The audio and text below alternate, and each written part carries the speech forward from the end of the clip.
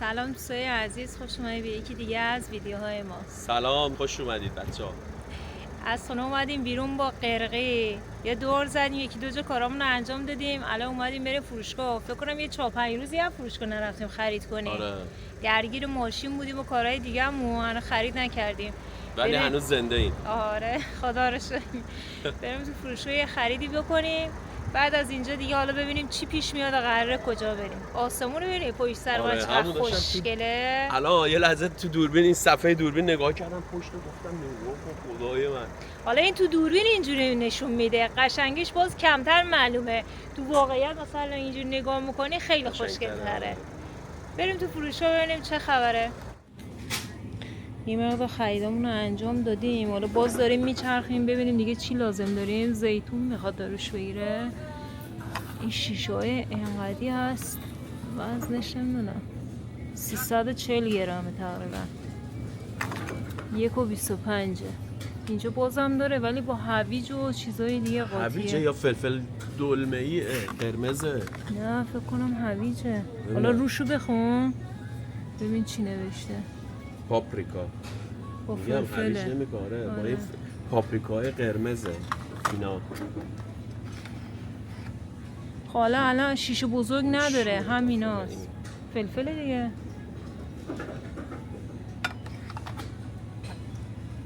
اینم که آلوه یا چی چغندره؟ چغندره آره اینجا زده عکساشونو. 1.49 از این بردارم ها. به نظرم از اون دوتا بردار. 1.25 آره. بعد چرا با هستش گرونتره؟ نمیدونم. درشتره لو به خاطر اونه. نه. چرا دیگه؟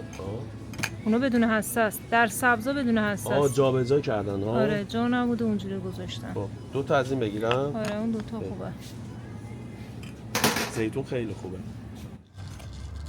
خریدمون رو انجام دادیم اومدیم بیرون. اولین خریدیه که با قرقی اومدیم انجام دادیم.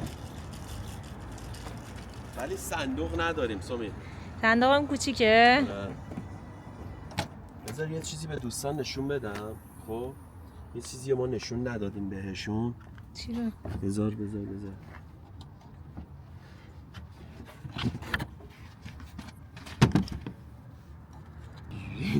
یاد رفته؟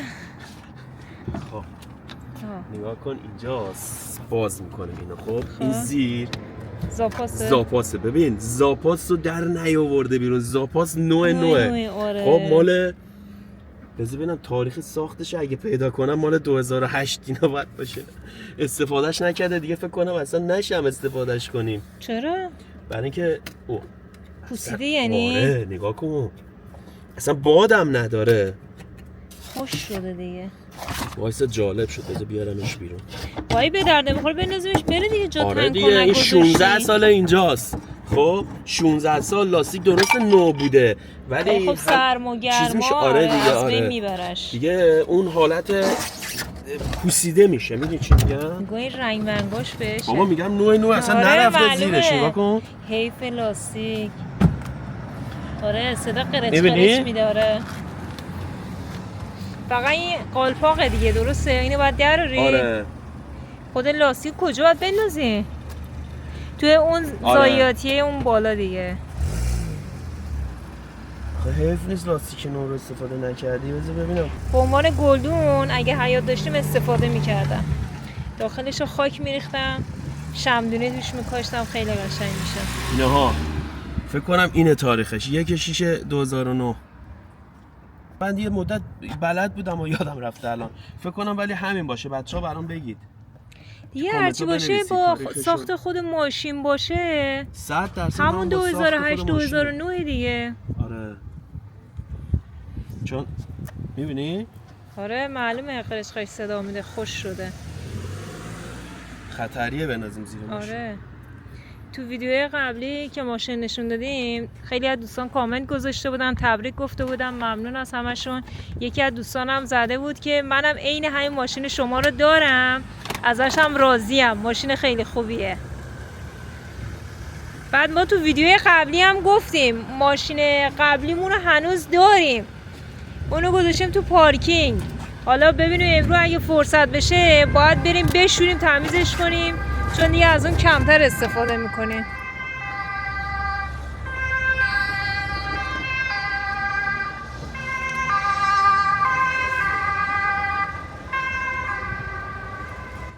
اومدیم خونه، چند جا فروشگاه گشتیم دنبال اسفناج برای آش.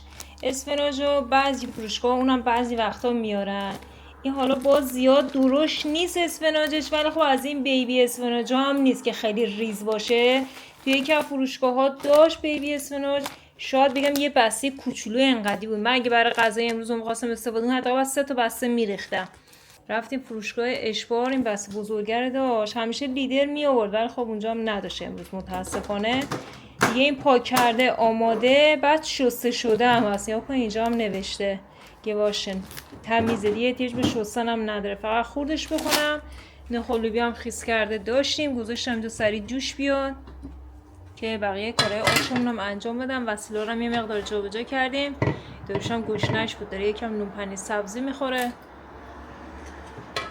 تا بره به کارهای دیگهش برسه. بعد یه چیزیه که میخواستم بگم، دوستانی که اتریش زندگی میکنن مخصوصا نزدیک وین هستن، بگید اونا مشکل سبزی پیدا کردن دارن یا اینکه اونا میدونن از کجا مثلا به صورت زیاد، نه همین بسته یا کوچیک که توی فروشگاه هست، مثلا جعفری گیشنیز یه دسته خیلی کوچولو شاید 4 تا 5 شاخه باشه، 1-2 یورو مثلا باید پول بدی بخری، برای یه وعده غذایی بخوای استفاده بکنی هم باز کمه.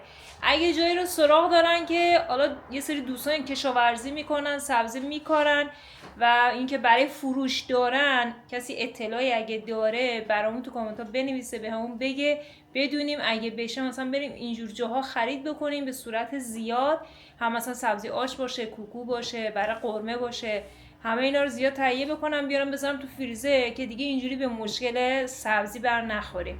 دیگه بریم پیازها آماده داریم، ولی حالا احتمالا یه مقدار دیگه پیازم سرخ بکنم با سیر برای آشمون. حالا یه مقدار الان میرزم با نخل لوبیامون از همون پیازها آماده بپزه و سبزی رو برم خورد بکنم تا اونم انجام بشه.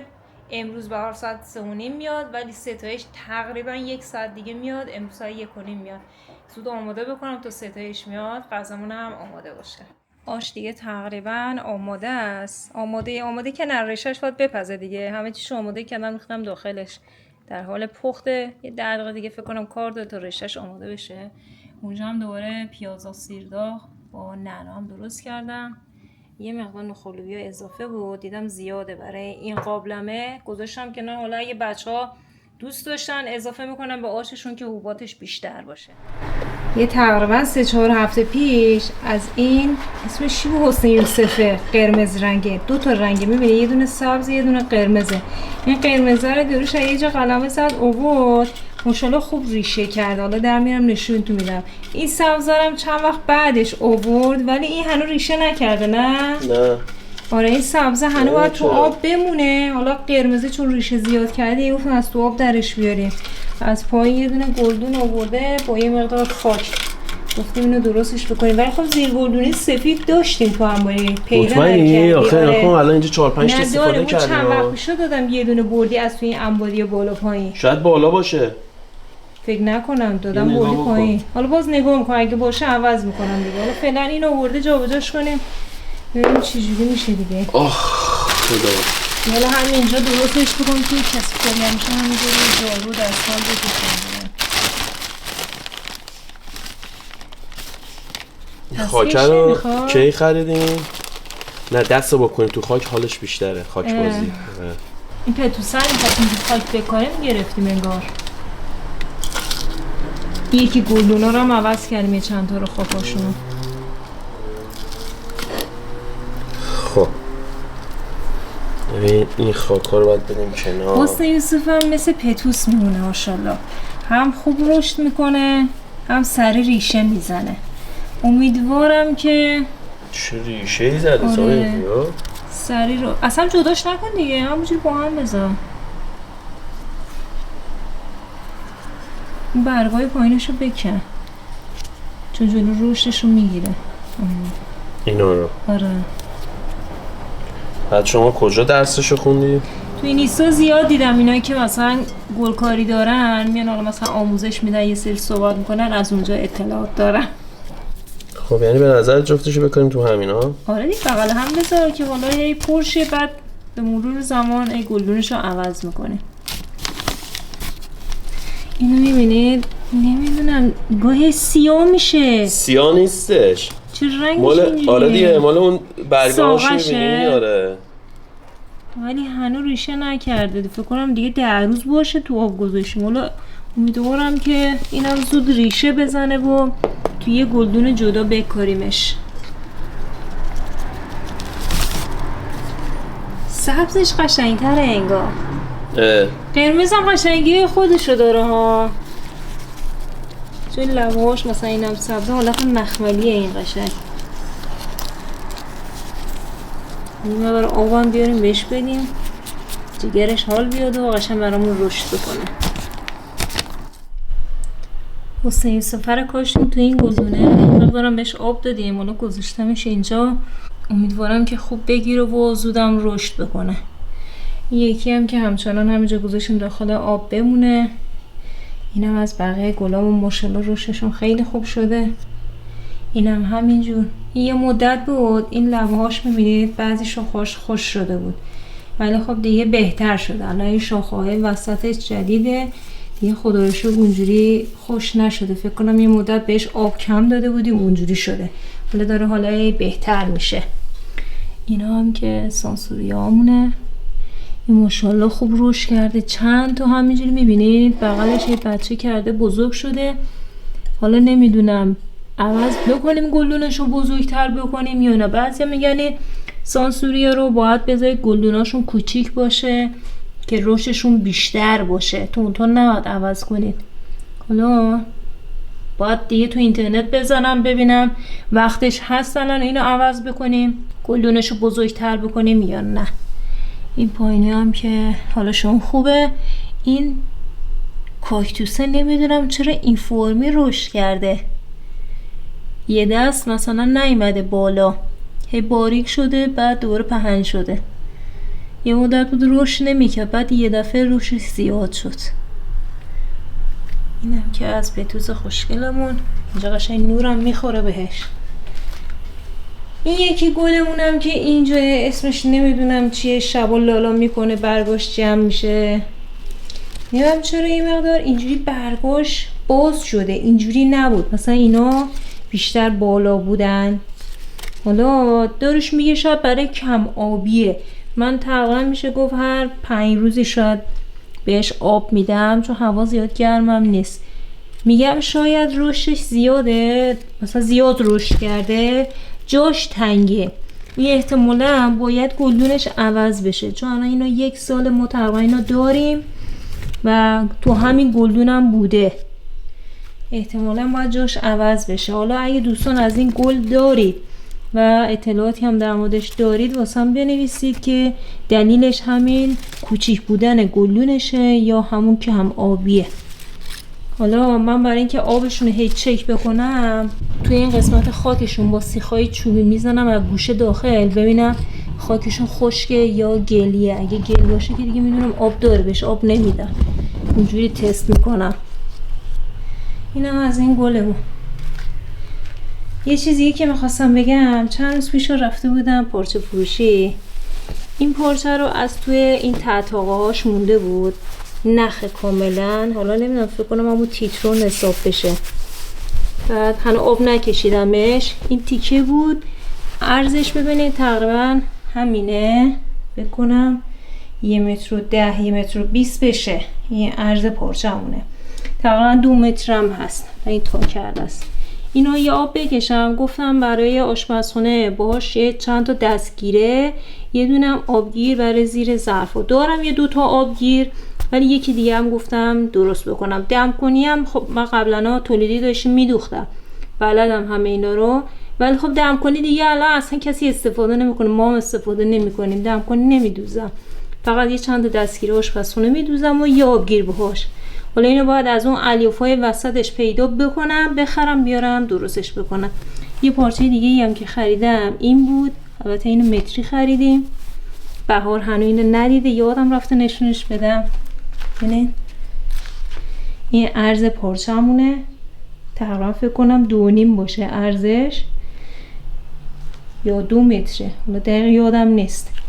این حاشیه پایینشه، گل ترمس خیلی خوشگله.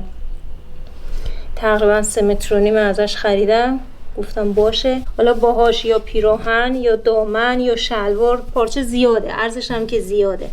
حالا یه چیزی سر فرصت باید باهاش درست بکنیم.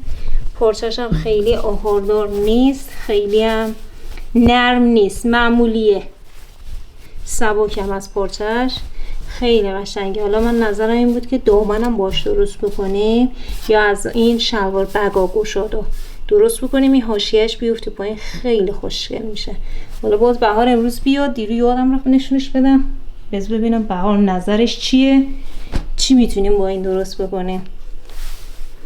شما دوستانم تو کامنت واسم بنویسید اگه پیشنهادی دارید با این پارچه خوشگل چیز خاصی بدوزیم، واسم بنویسید، از پیشنهاداتون استفاده میکنیم. این از پارچه‌ای بود که خریدم.